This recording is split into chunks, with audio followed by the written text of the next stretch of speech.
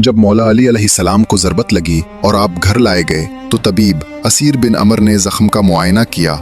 जब उसने ज़ख्म देखा तो समझ गया कि तलवार का वार मग़ज़ तक पहुंच चुका है। उसने इमाम हसन अलैहिस्सलाम से कहा, मौला को जितना हो सके दूध पिलाइए, अब मौला ज़्यादा देर हमारे दरमियान नहीं रहेंगे। ये सुनकर इमाम हसन अलैहिस्सलाम दरवाजे की तरफ गए तो देखा कि कूफा के यतीम बच्चे हाथों में कूजे लिए खड़े हैं। इमाम हसन अलैहिस्सलाम ने पूछा, तुम यहाँ क्या कर रहे हो? बच्चे रोते हुए बोले, हम बाबा इलिया के लिए दूध लाए हैं, हम अपने हाथों से मौला को दूध पिलाएंगे। ये सुनकर इमाम हसन अलैहिस्सलाम की आंखों से आंसू जारी हो गए और फरमाया, तुम सब यही रुको, मैं बाबा से पूछ कर आता हूँ।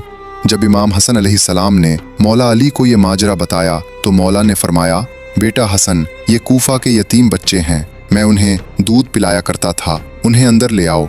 जब बच्चे अंदर आए तो मौला से लिपट गए और रोते हुए कहने लगे, बाबा हम दोबारा यतीम नहीं होना चाहते, बाबा हमें छोड़कर ना जाएं।